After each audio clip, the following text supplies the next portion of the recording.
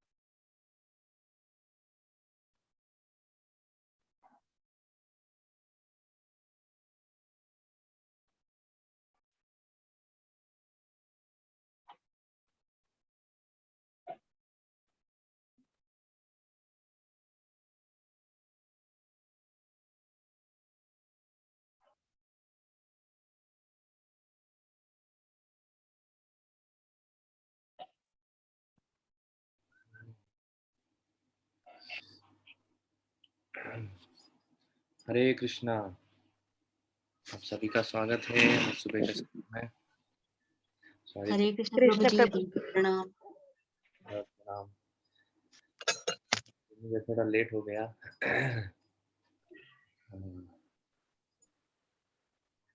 हम प्रार्थना से शुरू करेंगे। ओम अज्ञानतिमिरन्धस्य ज्ञानाञ्जनशलाकया चक्षुरुन्मीलितं येन तस्मै श्रीगुरवे नमः। श्रीचैतन्यमनोभीष्टं स्थापितं येन भूतले स्वयं रूपः कदा मह्यं ददाति स्वपदान्तिकम्। वन्देऽहं श्रीगुरोः श्रीयुतापदकमलं श्रीगुरुं वैष्णवं श्रीरूपं साग्रजातं सहगना रघुनाथान्वितं तं सजीवं साद्वैतं सावधूतं परिजनासहितं कृष्णचैतन्यदेवं श्रीराधाकृष्णपादान् सहगना ललिता श्रीकृष्णकथान्वितांश्च मां विष्णुपादाय कृष्णप्रेष्ठाय भूतले श्रीमते भक्तिवेदान्तस्वामिनिति नामिने नमस्ते सरस्वते देवे गौरवाणी प्रचारिणे निर्विशेषशून्यवादी पाश्चात्यदेशतारिणे नमो महावदन्याय कृष्णप्रेमप्रदायते कृष्णाय कृष्णचैतन्यनाम्ने गौरत्विषे नमः। हे कृष्णा करुणा सिंधो दीनबंधो जगत्पते गोपेश गोपिकान्त राधाकान्त नमोस्तुते तप्तकाञ्चन गौरांगी राधे वृन्दावनेश्वरि वृषभानुसुते देवी प्रणमामि हरिप्रिये वाञ्छाकल्पतरुभ्यश्च कृपासिन्धुभ्येव च पतितानां पावनेभ्यो वैष्णवेभ्यो नमो नमः। जय श्री कृष्ण चैतन्य प्रभु नित्यानंद श्री अद्वैत गदाधार श्रीवासादि गौरभक्तवृंद। हरे कृष्णा कृष्णा कृष्णा हरे हरे हरे राम राम राम हरे हरे।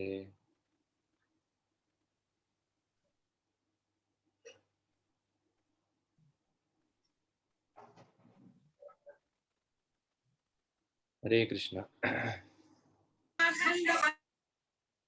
तो शायद आप लोगों ने ग्रुप में मैसेज देखा होगा। तो अगले कुछ दिनों तक मैं शायद नहीं आ पाऊंगा सुबह चैंटिंग के लिए, क्योंकि मुझे Congratulations, Prabhuji. Thank you. Sir का मैरिज फिक्स हो गया है और वो 30 तारीख को है, तो थोड़ा एडजस्टमेंट करना पड़ रहा है, but link will be open. आप सब लोग आ सकते हैं, आप सब लोग चैंटिंग कर सकते हैं। तो अभी हम कंटिन्यू करेंगे हमारे डिस्कशन।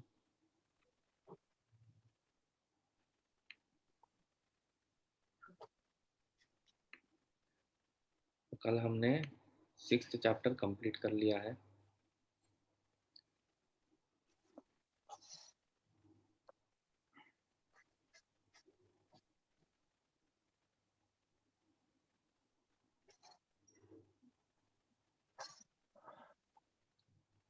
नहीं, ये 6th चैप्टर कंप्लीट हो गया।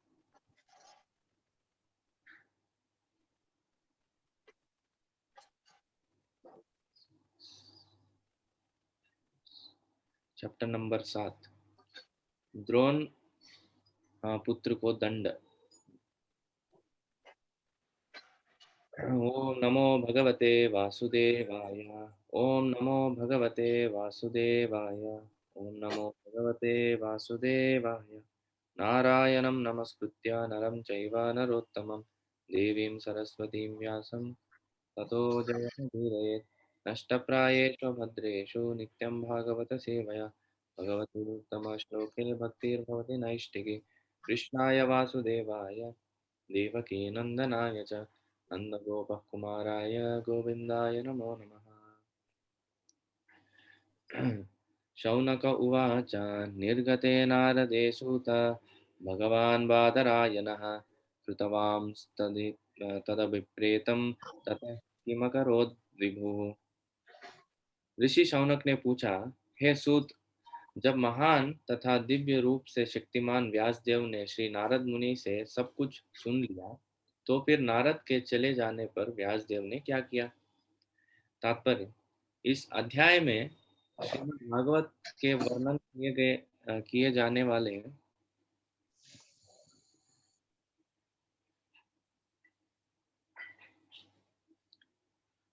इस अध्याय में श्रीमद् भागवत के वर्णन किए जाने के लिए संकेत मिलता है, क्योंकि महाराज परीक्षित को अपनी माता के गर्भ में चमत्कारिक ढंग से बचा लिए गए थे। यह घटना आश्चर्य द्रोण के पुत्र द्रोणी अश्वत्थामा के कारण घटित हुई, जिसने द्रौपदी के 5 पुत्रों को सोते हुए में मार डाला और जिसके लिए अर्जुन ने उसे दंडित किया। इस महापुराण श्रीमद् भागवत का शुभारंभ करने के पूर्व श्री व्यासदेव ने समाधि द्वारा सारे सत्य की अनुभूति प्राप्त कर ली। तो ये चैप्टर में हमको ये स्टोरी मिलता है कि नारद मुनि चले जाने के बाद व्यासदेव अपने आश्रम में बैठ के सोचने लगते हैं, उनके उपदेशों के ऊपर विचार करने लगते हैं और उसके बाद एक ये कंक्लूजन निष्कर्ष पे पहुंचते हैं कि उनको भागवतम लिखना है। जैसे नारद मुनि ने उनको उपदेश दिया, केवल भगवान के बारे में लिखना है, भगवान के बारे में गुणगान करना है और कुछ भी नहीं करना है। और उसके बाद ये निश्चय करके वो भागवतम की रचना करते हैं और करने के बाद ये चीज़ सुखदेव गोस्वामी को सिखाते हैं। तो बीच में शौनक मुनि फिर से प्रश्न पूछते हैं कि सुखदेव गोस्वामी तो ऑलरेडी मुक्त आत्मा है, फिर से उनको भागवत सीखने की जरूरत क्यों पड़ी? तो उसके भी उत्तर मिलते हैं। ये सब होने के बाद वो मुनियों के जो चौथे चैप्टर में प्रश्न थे, आपको अगर याद है, तो पहला प्रश्न वो पूछे थे भागवत की रचना कैसे हुई, तो उन्होंने ये सब घटना बताई। उसके बाद उन्होंने पूछा कि परीक्षित महाराज के दिव्य कार्यकलापों के बारे में बताइए। तो और उन्होंने पूछा सुखदेव गोस्वामी के बारे में वर्णन कीजिए और परीक्षित महाराज अपने राज्य छोड़ के क्यों गए थे ये भी वर्णन कीजिए। तो उसमें से अभी दूसरा प्रश्न का अभी उत्तर देंगे कि परीक्षित महाराज का जन्म कैसे हुआ और उनके कार्यकलाप क्या क्या थे, इसके बारे में उत्तर देंगे। उत्तर देना स्टार्ट करेंगे ये चैप्टर में। उसमें द्रोणाचार्य के पुत्र अश्वत्थामा जो था, वो क्या करता है, वो पांडवों को मारने के लिए जाता है। देखिए युद्ध के नियम ऐसे होते हैं कि युद्ध स्टार्ट होने का संकेत होता है और समाप्त होने का संकेत भी होता है।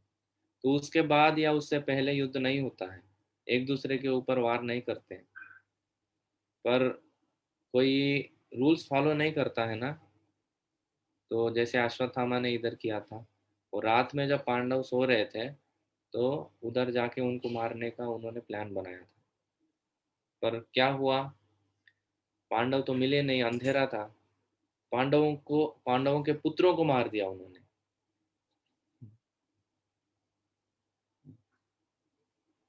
हरे कृष्णा, आवाज आ रहा है?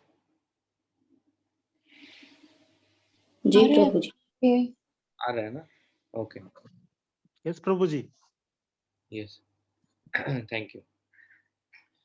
तो पांडवों के पुत्रों को उन्होंने मार दिया और दुर्योधन के पास लेके आता है।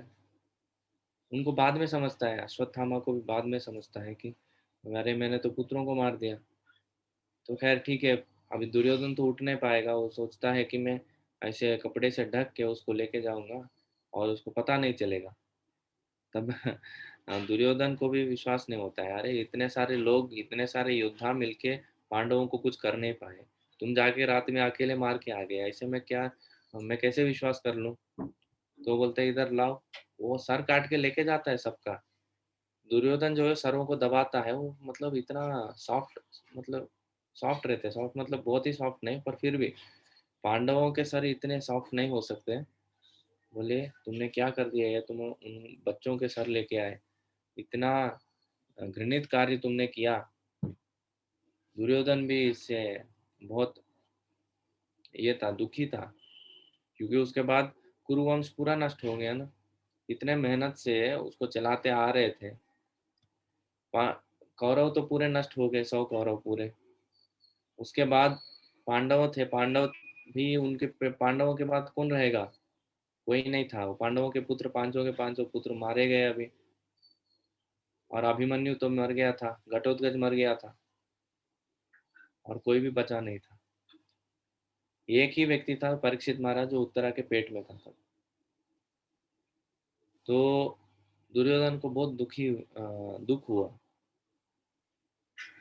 फिर भी वो क्या बोल सकते हैं अभी, जब अर्जुन को सुबह पता चला, अर्जुन को और द्रौपदी, ये सबको, द्रौपदी का हृदय तो पूरा मतलब ये हो गया, रो पड़ी, बहुत जोर से रो पड़ी। और अर्जुन उनको शांत करने के लिए बोले कि आप चिंता मत कीजिए, मैं वो ब्रह्मा बंधु, मतलब ब्राह्मण के नाम पे चलने वाले पर ब्राह्मण के गुण नहीं होने वालों को ब्रह्म बंधु बोलते हैं।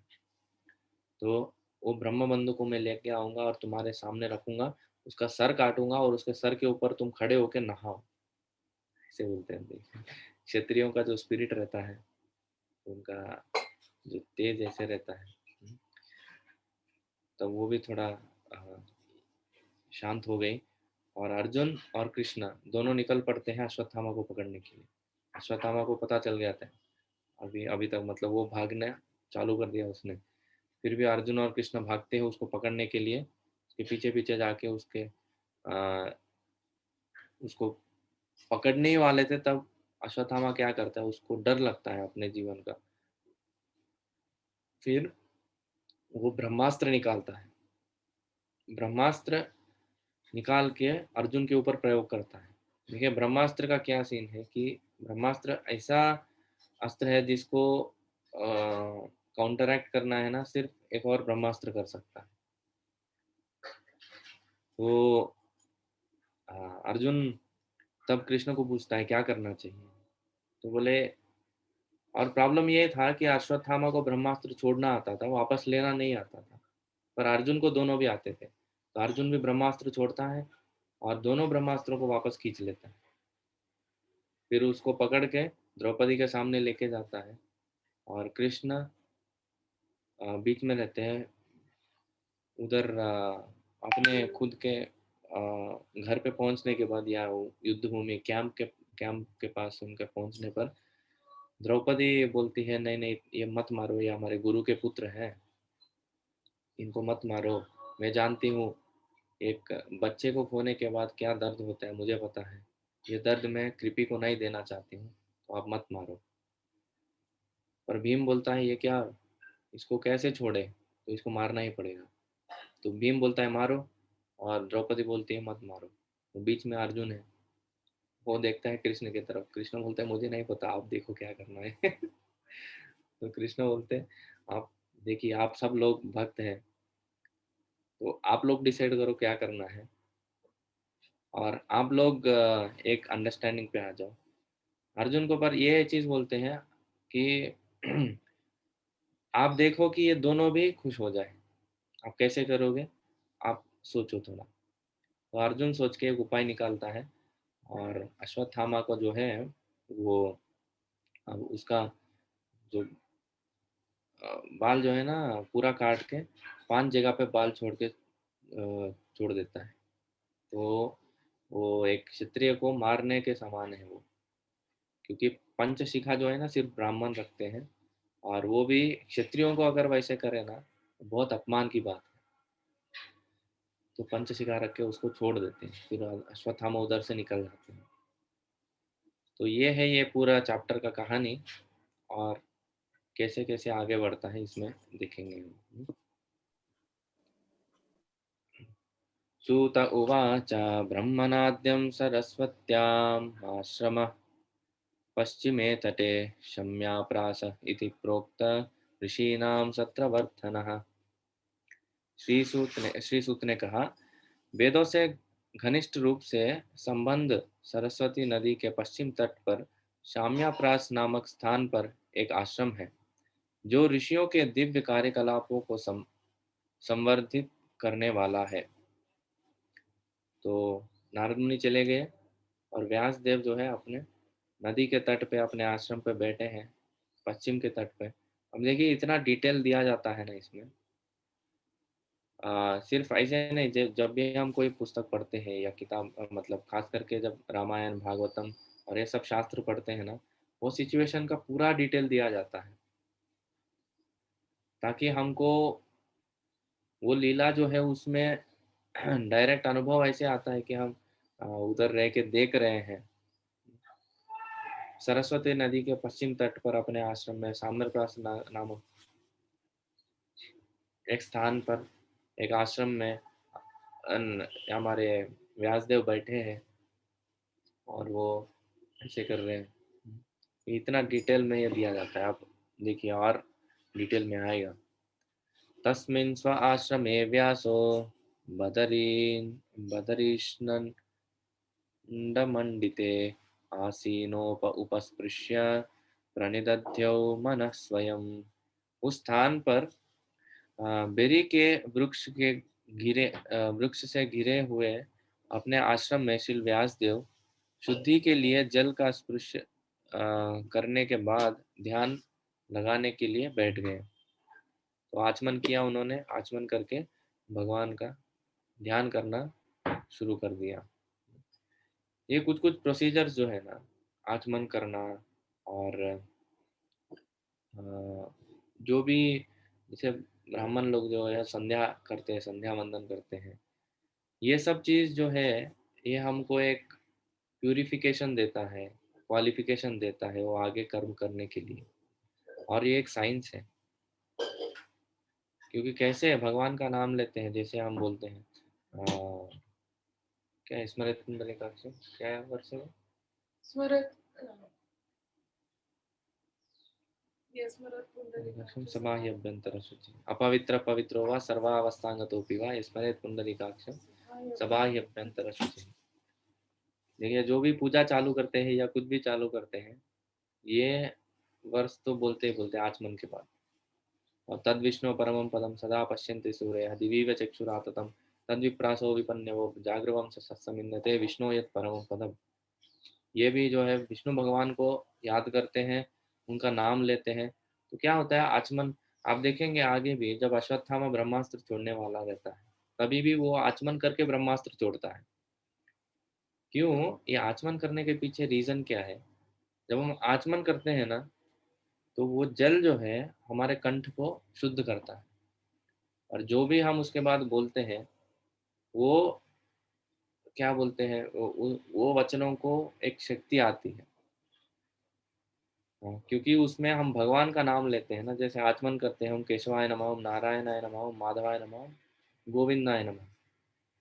तो ये तो छोटा आचमन हो गया, असल में 24 नामों का आचमन रहता है। आचमनों में भी अलग अलग प्रकार रहते हैं, स्मृत्याचमनम रहता है, शौचाचमनम रहता है, और और एक प्रकार का आचमन है, मैं भूल गया। तो स्मृत्याचमनम, शौचाचमनम। स्मृत्याचमनम मतलब हम जो 24 नाम लेके भगवान का आचमन करते हैं, उसमें बोलते बोलते हम अलग अलग अंगों को भी स्पर्श करते हैं। और शौचाचमनम मतलब वो भी एक प्रोसीजर होता है। बेसिकली ये संध्या करते टाइम ज़्यादा इस्तेमाल करते हैं। पर ये जब हम भगवान का नाम लेके ये जल को हम लेते हैं, तो हमारे कंठ जो है, हमारा हृदय जो है वो साफ हो जाता है, और हम जो भी वचन बोलते हैं उसके लिए वो शक्ति आती है। इसीलिए ब्राह्मण जब गायत्री भी करते हैं उससे पहले आचमन करके करना बहुत इम्पोर्टेंट है। तो नहीं तो वो शुद्धता जो है वो रहती नहीं। और आ, एक और एग्जाम्पल है, बलि महाराज भी जब अपना वो दान देने के लिए जब वचन देते हैं ना, तभी भी वो आचमन करके हाँ मैं अभी दान करने वाला हूँ ऐसे बोलते हैं। तो हर एक जगह पे आप देखेंगे कि आचमन का प्रोसीजर आपको जरूर मिलेगा। Just 1 second.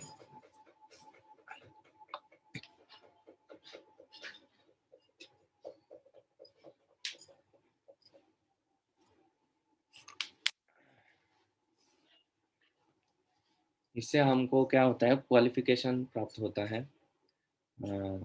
आगे के कार्य करने के लिए। शुद्धिकरण, शुद्धिकरण के अलग अलग मंत्र रहते हैं। ये सब प्रोसीजर्स ना, it's not just they are given for some ritual kind of thing. उसके पीछे पर्पस रहता है। तो ऐसे आचमन करके व्यासदेव ने अभी चालू किया।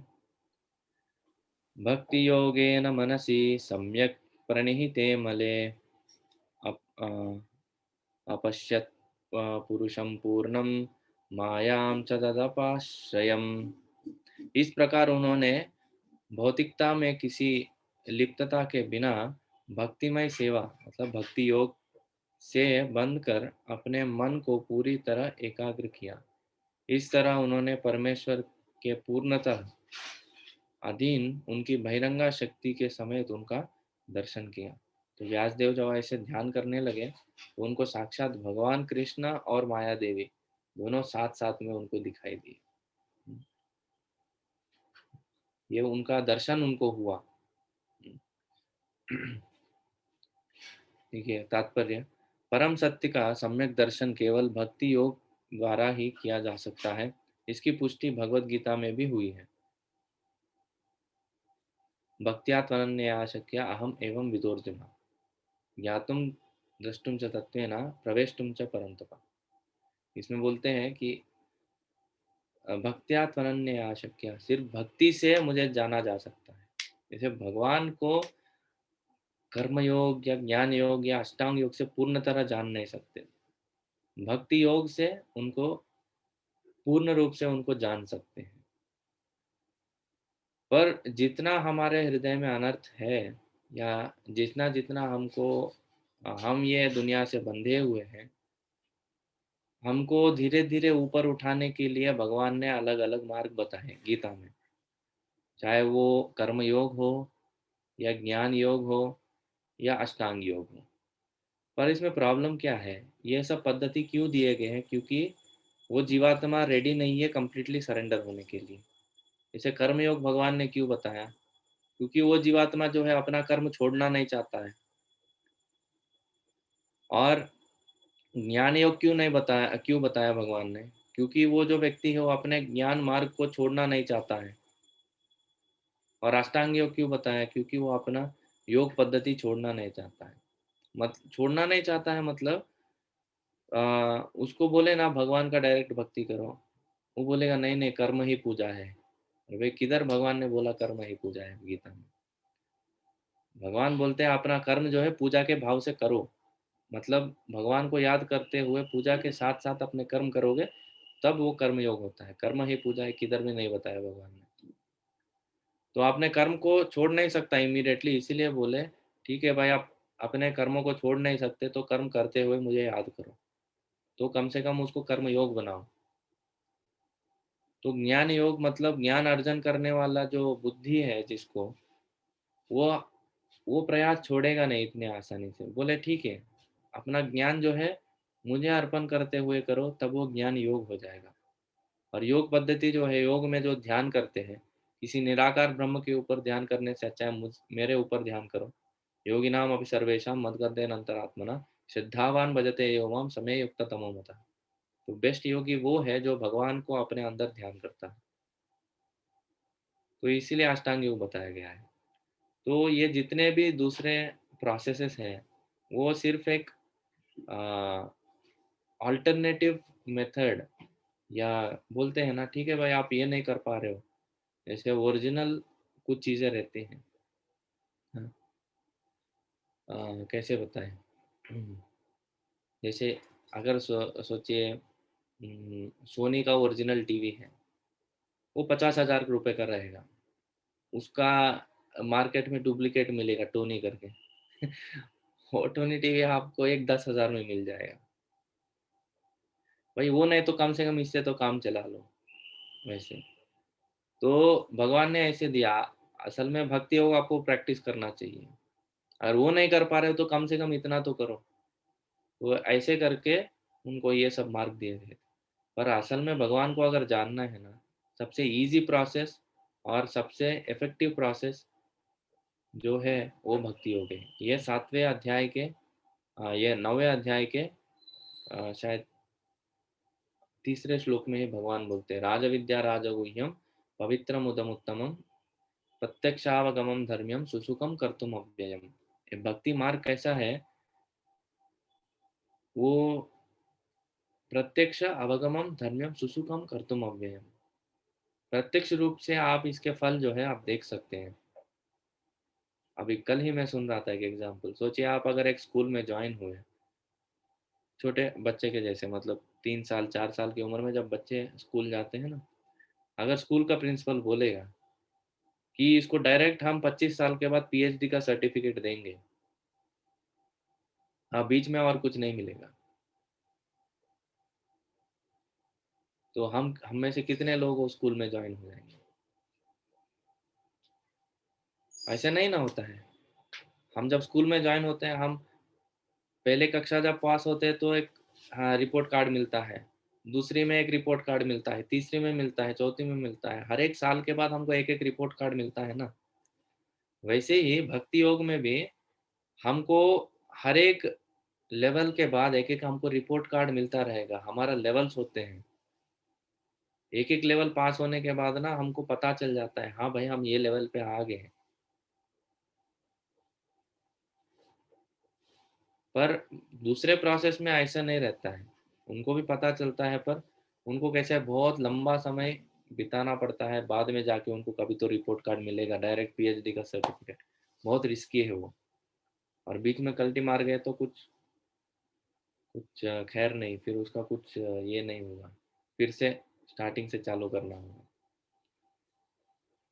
पर भक्ति योग में प्रत्यक्ष अवगमन धर्म्यम, हर एक स्टेप पे आपको वो प्रोसेस पता चलेगा, उसका फल आपको पता चलते रहेगा। खास करके माधुर्य कादम्बिनी में ये बहुत अच्छे से दिया गया है, हर एक स्टेप जो है।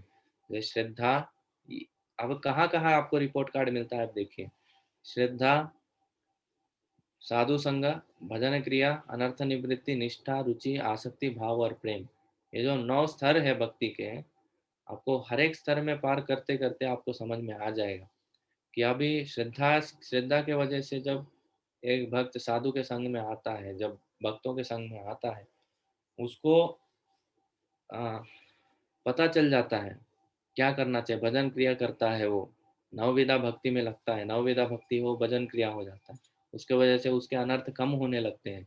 तो हमारे जीवन में हम जब भागवतम सुन रहे हैं या जप कर रहे हैं, हमको महसूस होना चाहिए कि मेरे विषय आसक्ति जो है वो कम हो रहा है, हमको भगवान की चीज़ों में ज़्यादा इंटरेस्ट आ रहा है, विषयों विषय वस्तुओं के ऊपर से हमारा इंटरेस्ट उठ रहा है। तो ये इफेक्ट जो है हमको दिखना चाहिए, तब जाके हम समझ सकते हैं कि हमारा प्रोसेस जो है हम ठीक से फॉलो कर रहे हैं। कि हमारे आचार्यों ने ये जो पूरा प्रोसेस है एक विज्ञान की तरह दिया, एक साइंस की तरह। तो साइंस मतलब क्या है कि आप एक प्रपोजिशन डालते हैं, उसको एक्सपेरिमेंट करते हैं, उसका प्रूफ आप देखते हैं। वैसे ही भक्ति भी एक प्रपोजिशन है, और उसका प्रोसेस भी है, उसको एक्सपेरिमेंट करते हैं, आपको रिजल्ट मिलता है, तो हेंस प्रूव्ड होता है वो।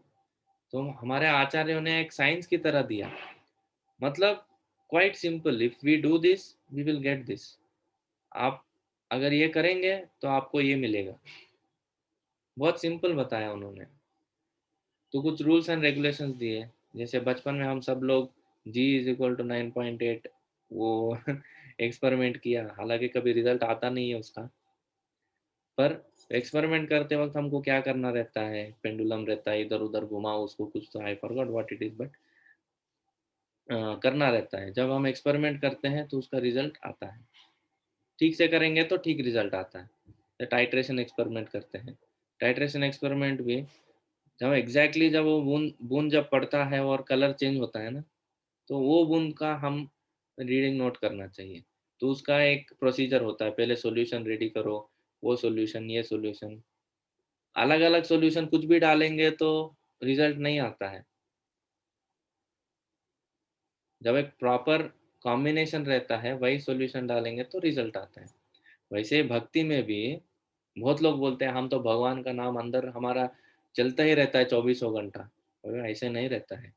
कुछ भी सॉल्यूशन किधर भी डालोगे तो वो काम नहीं करेगा। जैसे आचार्यों ने बताया, शास्त्रों में जैसे दिया गया है वैसे करेंगे तो फल आएगा। ये हमको बोला गया है कि भागवत पढ़ना चाहिए, नित्यम भागवत सेवाया, और भक्तों के संग में रहना चाहिए, सुबह सुबह उठना चाहिए और जप करना चाहिए। हालांकि मुझे अभी बोलने का अधिकार नहीं है, फिर भी मैं भी ट्राई कर रहा हूँ I'm also like all of you. I'm also struggling. I'm also trying. That's why at least what is given in the Shastras, I have to say. तो सुबह उठना चाहिए, हमको जप करना चाहिए और भगवान के भक्ति के जो जितने भी अंग हैं वो सब फॉलो करना चाहिए शास्त्रों में दिए हुए, तब जाके हमको रिजल्ट आता है। अगर वैसे नहीं करेंगे तो हम भक्ति में आगे बढ़ ही नहीं सकते। तो पहले इसीलिए बोला जाता है आप गुरु के पास जाइए, गुरु के पास जाएंगे तो वो हमको बताएंगे क्या क्या करना चाहिए। आदौ गुरु पाद आश्रय, ये 64 प्रिंसिपल्स ऑफ डिवोशनल सर्विस में से पहला चीज है। तो हमको रिजल्ट आना है तो ठीक से भक्ति करना है, ये जो चीज है ना हमारे आचार्यों ने हमको दिया है।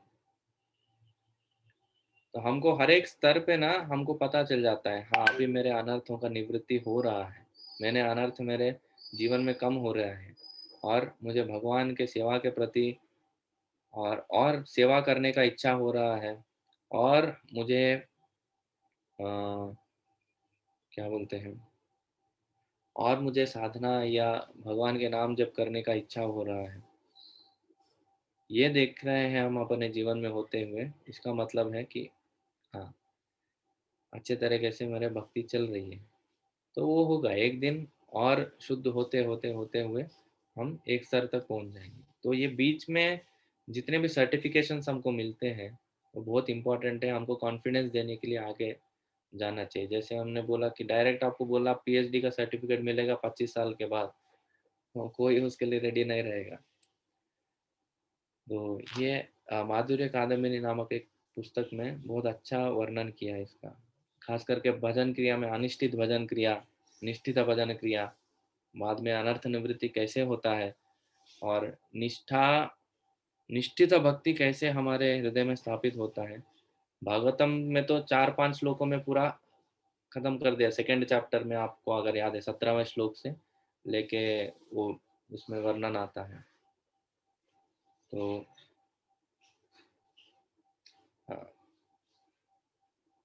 हाँ ये क्यों बताया मैंने, क्योंकि भक्ति योग का वैशिष्ट्य ये है, प्रत्यक्ष अवगमम धर्म्यम सुसुखम कर्तुम अव्ययम। ये आप प्रत्यक्ष रूप से हम अपने जीवन में इसका इफेक्ट हम देख सकते हैं, बाकी मार्ग में ऐसा होता नहीं है। तो भक्ति योग के द्वारा केवल भगवान को जाना जा सकता है, और बाकी रास्तों से क्या है वो सप्लीमेंट्री है या सपोर्ट सिस्टम्स है। हमको अल्टीमेटली भक्ति के पास लेके आने के लिए हमको, अगर योगा लैडर याद है, योगा लैडर में भी वही अल्टीमेटली कोई भी होने दीजिए, भगवान का भक्त बने बिना वो संतुष्टि आएगी नहीं उसके जीवन में। कल भी हमने देखा था, मनुष्य केवल भक्तिमय सेवा द्वारा ही पूर्ण पुरुषोत्तम भगवान की सही सही अनुभूति प्राप्त कर सकता है, और ऐसे पूर्ण ज्ञान के बल पर ही वह भगवत धाम में प्रवेश कर सकता है। निराकार ब्रह्म या अंतर्यामी परमात्मा के अपूर्ण ज्ञान से पूर्ण ब्रह्म के अधूरी प्राप्ति प्रतीत करके कोई भगवत धाम में प्रवेश नहीं पा सकता। श्रील नारद ने श्रील व्यास देव को उपदेश दिया कि वे भगवान तथा उनकी दिव्य लीलाओं के ध्यान में निमग्न हो जाए। श्रील व्यासदेव को ब्रह्मतेज नहीं दिखलाई पड़ा, क्योंकि यह पूर्ण दृष्टि नहीं है। पूर्ण दृष्टि तो भगवान का व्यक्तित्व है, जिसका पुष्टि भगवत गीता 7:19 में हुई है। वासुदेव सर्वमिति समात्मासु दुर्लभ। उपनिषदों में भी इस बात की पुष्टि की गई है कि भगवान वासुदेव निर्विशेष ब्रह्म के हिरण्यमयेन पात्रेण द्वारा आच्छादित है, और जब भगवत कृपा से यह आवरण हटता है तभी भगवान का वास्तविक मुख का दर्शन होता है। परब्रह्म को यहाँ पर पुरुष या व्यक्ति कहा गया है। परम भगवान का उल्लेख अनेक वैदिक ग्रंथों में हुआ है, और भगवत गीता में तो पुरुष की पुष्टि सनातन तथा आदि पुरुष के रूप में हुई है। भगवान पूर्ण पुरुष है। परम पुरुष की अनेक शक्तियां होती है, जिनमें से अंतरंगा, बहिरंगा तथा तटस्थ शक्तियां विशेष रूप से महत्वपूर्ण है। यहाँ पर बहिरंगा शक्ति का वर्णन हुआ है, जैसे कि उसके कार्यकलापों का वर्णन स्पष्ट हो जाएगा। अंतरंगा शक्ति परम पुरुष के साथ उसी प्रकार बनी हुई रहती है जिस प्रकार चांद के साथ चांदनी रहती है। बहिरंगा शक्ति की तुलना अंधकार से की गई है, क्योंकि वह जीवों को अज्ञान के अंधकार में रखती है।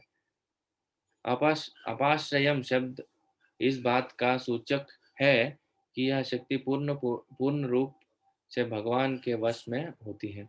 अंतरंगा शक्ति या पराशक्ति माया भी कहलाती है, किंतु यह आध्यात्मिक माया होती है, अर्थात परम जगत में ही यह प्रकट होती है। जब कोई इस अंतरंगा शक्ति के आश्रय में आता है, तो भौतिक अज्ञान का अंधकार तुरंत दूर हो जाता है। यहाँ तक कि जो आत्माराम है, अर्थात जो समाधिस्थ रहते हैं, वे भी इस माया या अंतरंगा शक्ति का आश्रय ग्रहण करते हैं। भक्तिमय सेवा या भक्ति योग इसी अंतरंगा शक्ति का कार्य है। इस प्रकार अपरा शक्ति या भौतिक शक्ति के लिए कोई स्थान नहीं रह जाता। जिस प्रकार आध्यात्मिक प्रकाश के तेज के समक्ष अंधकार का कोई स्थान नहीं मिल पाता, इसी अंतरंगा शक्ति निराकार ब्रह्म बोध से मिलने वाले आध्यात्मिक आनंद से भी बढ़कर है। भगवत गीता में कहा गया है कि निराकार ब्रह्म तेज भी भगवान श्री कृष्ण के परम व्यक्तित्व से उद्भूत है। साक्षात श्री कृष्ण के अतिरिक्त अन्य कोई परम पुरुष नहीं हो सकता, जैसे कि आगे के श्लोक में बताया जाएगा। तो न तस्य कार्यं करणं च विद्यते न तच्छब्दश्चाभ्यधिकस्य दृश्यते न तत्समश्चाभ्यधिकस्य दृश्यते स्वाभाविकी ज्ञान बल क्रिया। बीच में एक लाइन भूल गया, बट भगवान के परास्य शक्ति विविधैव श्रूयते स्वाभाविकी ज्ञान बल क्रिया। भगवान के अनेकों अनेक शक्तियां हैं, उसमें से तीन कैटेगरी बनाई है। सब शक्तियों को तीन कैटेगरी में डाला गया है: अंतरंगा शक्ति, बहिरंगा शक्ति और तटस्थ शक्ति। तो अंतरंगा शक्ति भगवान की वो शक्ति है जो शुद्ध भक्त या सब जीवात्माएं एक्चुअली वो शक्ति में आते हैं। भगवान के जो खुद के एक्सपेंशंस हैं, जैसे राधा रानी है, बलराम जी है, जितने भी विष्णु तत्व हैं, जितने भी राधा रानी के एक्सपेंशंस हैं, वो सब अंतरंगा शक्ति में आते हैं। जो भगवान के भक्त रहते हैं और भगवान की सेवा करने के लिए निरंतर उनका यही कार्य रहता है। और बहिरंगा शक्ति जो है, ये भौतिक दुनिया है, जिसका भगवान से कोई लेना देना नहीं रहता है, भगवान का संबंध नहीं रहता है, जिसमें हम लोग हैं। तो हाँ, तो आप पूछ सकते हैं हम किधर आते हैं।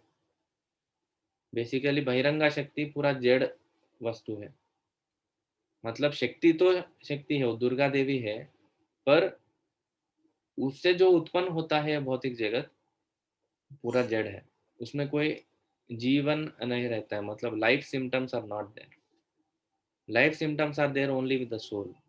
जो जीवात्मा है, सिर्फ उसी के पास जीव का लक्षण रहते हैं।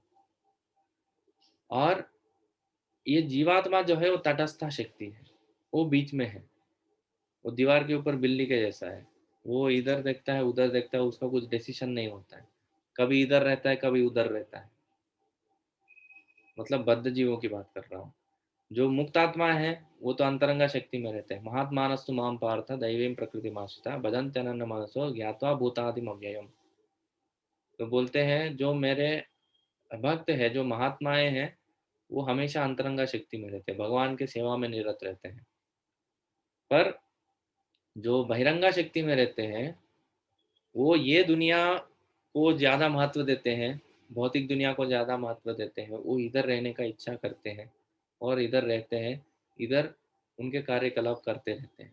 असल में जीवात्मा को ये दुनिया में कुछ भी काम नहीं है, इधर रहने का आवश्यकता है ही नहीं उसको, पर अज्ञानतावश वो इधर अपने आप को अपने इच्छा से खुद इधर रह रहा है।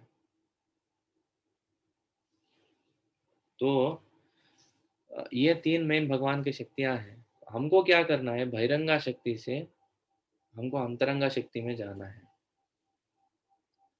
तो बहिरंगा शक्ति जो है दुर्गा देवी है, अंतरंगा शक्ति जो है राधा रानी है। हमको राधा रानी का शरण शरण ग्रहण करना है, तब राधा रानी हमको कृष्ण की सेवा में नियुक्त करती है। तो भक्ति में हमको जो भी सेवा मिलती है ना, वो राधा रानी के प्रतीक है। इट्स ए फॉर्म और it's the mercy of Radha Rani that we are getting any सेवा। जो भी अंतरंगा शक्ति में रहता है, जो भी भक्त रहता है, जीवात्माएं रहते हैं, वो राधा रानी के अंडर है या उनका नेतृत्व है हमारे ऊपर। वो हमको सेवा में नियुक्त करते हैं। हम राधा रानी को प्रे कर सकते हैं कि आप हमें सेवा में नियुक्त कीजिए, और राधा रानी हमको कृष्ण को अर्पण करते हैं, ये बहुत अच्छा भक्त है, आप इनको लीजिए। इसीलिए राधा कृष्ण लक्ष्मी नारायण सीता राम ऐसे बोलते हैं। तो राधा और कृष्ण, जब हम पहले राधा रानी का नाम लेते हैं हरे कृष्णा करके, तो हम पहले राधा रानी को अप्रोच होते हैं, पहले राधा रानी के पास जाते हैं, फिर राधा रानी हमको कृष्ण के पास लेके जाते हैं। वैसे गुरु भी, बलराम जी भी, हम पहले बलराम जी के पास जाते हैं, उसके बाद वो हमको कृष्ण के पास लेके जाते हैं। भगवान को डायरेक्ट हम अप्रोच नहीं कर सकते, खास करके जब ये दुनिया में हम फंस गए, तब तो बिल्कुल भी नहीं कर सकते। हालांकि आध्यात्मिक दुनिया में भी बहुत सारे भक्त जो रहते हैं वो डायरेक्ट अप्रोच करने का कोशिश नहीं करते हैं, पर कभी कभी उनको करना पड़ता है। पर ये दुनिया में तो हम डायरेक्टली भगवान को अप्रोच नहीं करते हैं, हमारे गुरु के नाम लेके या राधा रानी का नाम लेके ही हम भगवान को अप्रोच करते हैं।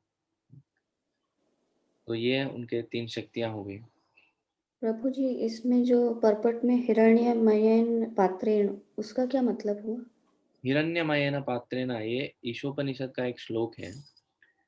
आ, एक मिनट में,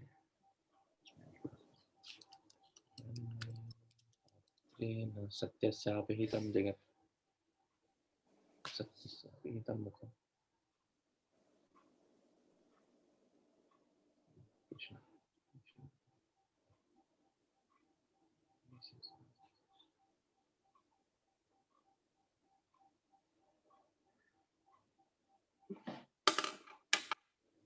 ईशोपनिषद वर्ष नंबर,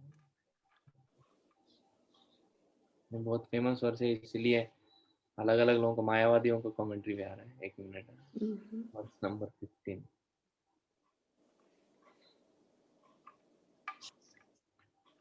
उपनिषदों में ना मायावादियों का इतना वर्ड जगलरी रहता है, बच पाना बहुत मुश्किल है।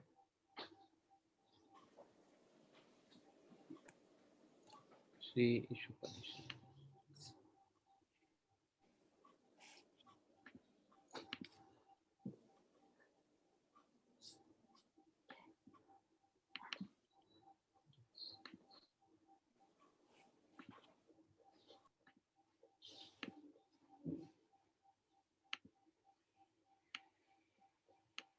ये देखिए, हिरण्मयेन पात्रेण सत्यस्यापि हितं मुखं तत्त्वं पूषन्नपावृणु सत्य धर्माय दृश्यते। बोलते, o my lord, sustainer of all that lives, your real face is covered by a dazzling effulgence, kindly remove that covering and exhibit yourself to your pure devotee. This is the meaning of that. Basically भगवान सबको दिखाई दे, नाम प्रकाश सर्वस्य, what is that, नाहम प्रकाश सर्वस्य, I forgot the verse, but the Lord says, I am not visible, uh, I am not revealed to everybody. Only to the devotees, Lord is revealed. To others, actually, He is not revealed. जैसे बहुत सारे भक्त बहुत बार पूछते हैं कि ये लोग भगवान को क्यों नहीं मानते। बहुत सारे लोग ऐसे रहते हैं जो भगवान को मानते नहीं है, या भगवान के पास जाते नहीं है, भगवान के बारे में श्रद्धा उनके हृदय में आता नहीं है, क्योंकि भगवान भी खुद उनको दिखाई नहीं देते।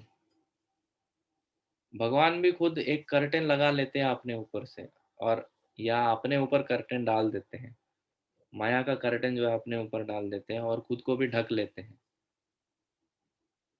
क्यों, क्या होता है, जीवात्मा जब चला गया भगवान को छोड़ के, ये दुनिया में आ गया, तो वापस भगवान तभी उनको दिखाई देंगे, तब वो when there is an intense desire in the heart of the devotee, otherwise Lord will not exhibit himself. He sees that that desire is there, then only he will exhibit. He's telling, kindly exhibit yourself to your pure devotee. Thank you, Prabhuji. Yes. So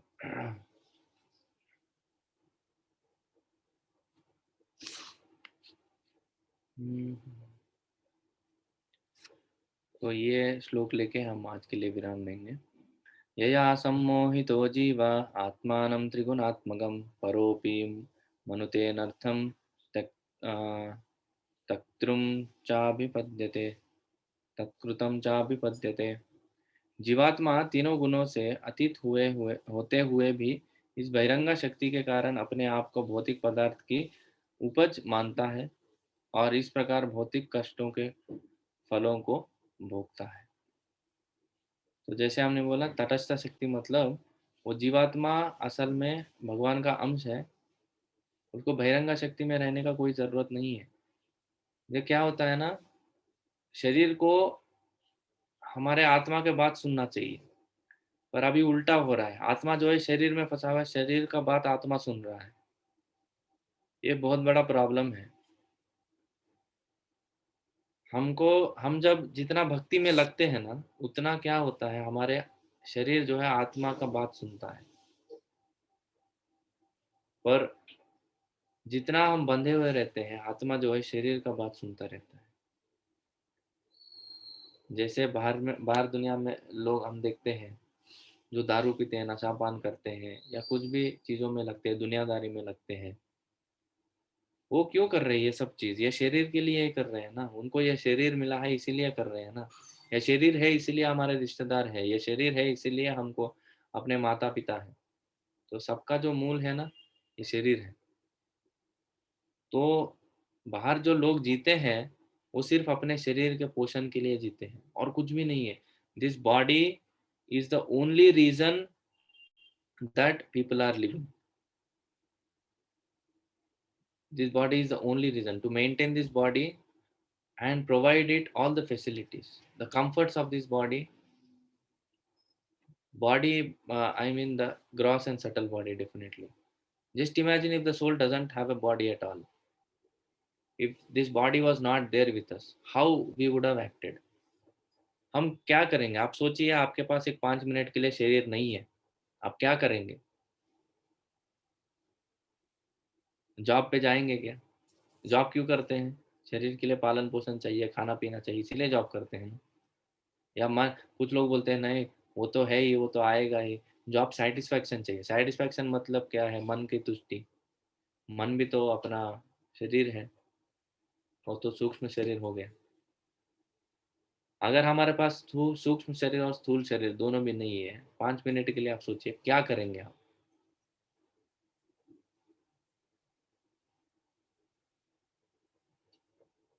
क्या करेंगे? क्या हम क्या करेंगे ये दुनिया में रहते हुए? क्या करेंगे? कोई बोल सकते हैं?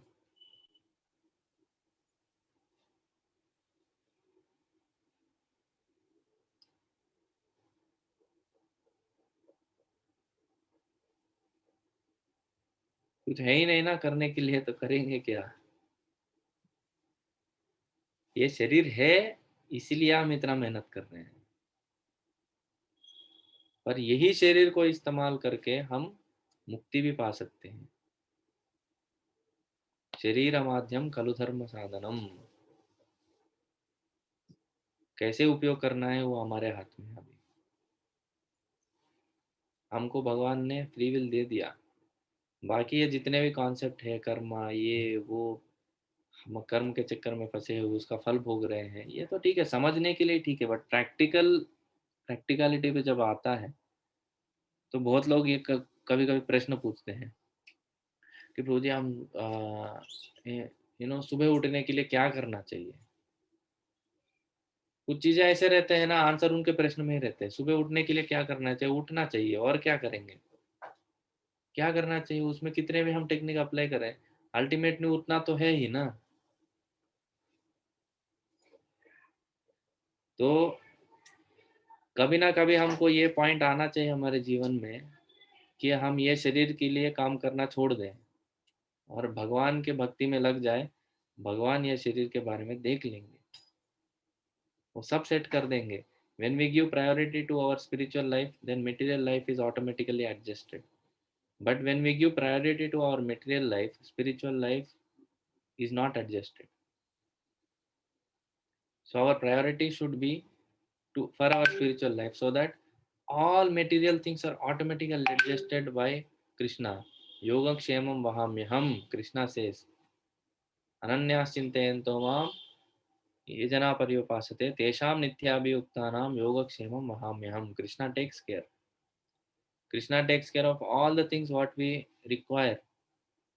He's such a beautiful master. एक लेक्चर में तो मैं सुन रहा था, शॉक हो गया। ये हमारे क्या नाम है बीबीटी के इंचार्ज जयद्वैत स्वामी महाराज, वो बोल रहे थे बहुत बहुत पहले, तब 10 साल हो गए ये सुन के मैंने, पर मुझे अभी तक याद है ये sentence. Senses are very cruel masters, but Krishna is a very loving master. I'm telling in English because I have heard it in English. Senses are very cruel masters, and Krishna is a very sweet master, very beautiful master. But we are ready to serve the senses 24 hours a day, 365 days a year, and for all the days. And what do they give in return? They give only trouble. And the senses always keep demanding, give more, give more, give more. Saturday, Sunday holiday? No. Saturday, Sunday extra work, extra duty. But still, we try to serve the senses. They are very cruel masters. They don't give anything. But Krishna is a very beautiful master. He doesn't demand anything. He demands only patram pushpam phalam tuyam. He demands only that we should have bhakti. We should have a heart of devotion. So it's our choice whom we want to serve. We want to serve अपने इंद्रियों को सेवा करना चाहते हैं या भगवान की सेवा करना चाहते हैं, अपने हाथ में। पर इसके लिए थोड़ा मेहनत तो करना पड़ेगा इनिशियल डेज में। हम भगवान के ऊपर विश्वास रख के हम अगर आगे बढ़ेंगे, भगवान देख लेंगे, कोई बात नहीं। हमारा जो समय है, हम ज़्यादातर हमको आदत है कि हम अपने काम के लिए हम लगा दें। जैसे परिवार का पालन पोषण हो गया, इसके लिए हो गया, उसके लिए हो गया। पर यही समय आप जप के लिए दीजिए, भगवान के जप के लिए, भगवान के किताब पढ़ने, भागवतम गीता पढ़ने के लिए दीजिए। भगवान देख लेंगे। कितने सारे एग्जाम्पल है हमारे पास। जब एक व्यक्ति भगवान के काम में लगता है तो भगवान आके उनके काम कर देते हैं। जगन्नाथ जी तो कितने बार किए। वो एक राजा थे, ज्यादा पुरुषोत्तम देव, तो उनको युद्ध करने के लिए जाना था, वो हो नहीं पाया, तो भगवान जाके उनके जगह पे युद्ध करके आए। तो वैसे भगवान खुद आके भक्तों का सेवा करते हैं जब भक्त भगवान का सेवा करते हैं। हम अपना सेवा करने लगेंगे तो भगवान अपना अपना काम देख लेंगे ना। So we have to decide at some point that now this is the point where I am going to dedicate my time. जितना भी हमें समय है, जितना हो सके उतना हम भगवान को दे देंगे और धीरे धीरे उसको बढ़ाते जाएंगे। जैसे बहुत लोग इधर जप करते हैं, बहुत लोग जो अभी 16 माला पे नहीं है, 16 माला पे आई है। मतलब I am not telling that you have to come, but I am telling you try to increase the time that we are dedicating to the lord. हम धीरे धीरे भगवान को जो समय दे रहे हैं उसको बढ़ाना चाहिए। भगवान देखेंगे, ये फेथ रखना चाहिए। ओके, तो ये भौतिक कष्टों के फल को भोगना जो है हमको, हम इससे छूट सकते हैं। तो बाकी का चीज़ हम कल कंटिन्यू करेंगे। शिव पूछ हरे रहा है। कृष्ण प्रभु जी। हरे कृष्णा। प्रभु जी, ये निंदा जो लोग करते हैं तो उससे कैसा बचना है? And what will be the consequences if you do निंदा? जब निंदा हम करते हैं या हमारे ऊपर किया जा रहा है? या किया जाता है या करते हैं, so that we can learn from it. It should apply on us also कि हम भी निंदा ना करें। देखिए, हमारे ऊपर जब निंदा किया जाता है, चैतन्य महाप्रभु ने सिंपल फॉर्मूला दिया, अमानिना मान देना।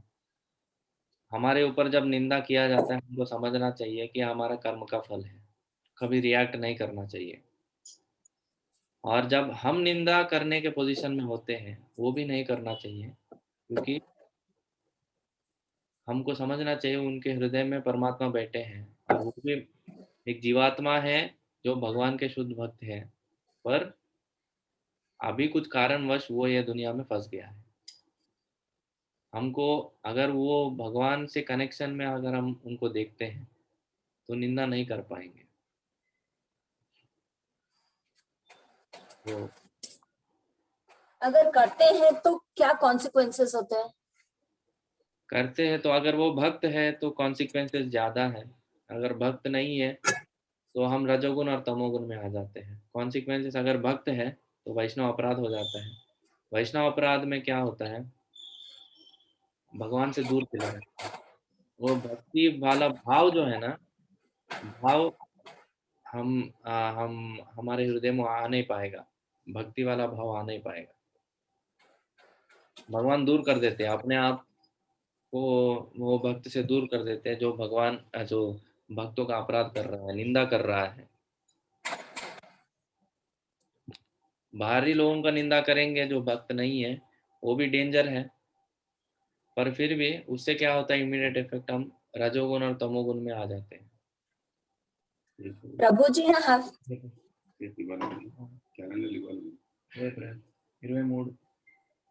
Prabhu ji, yesterday I have saved myself from doing this thing, like first I was like, everyone was discussing, but I did not wanted to be a part of it. Correct. It's good. So that's why I just wanted to ask, तो नहीं करनी चाहिए, और वो उसका कोई है ना, you should not be a part of that discussion. Correct. That's all, no? Better Okay, to run away Prabhuji. from it. Thank you, Prabhuji. Hare Krishna.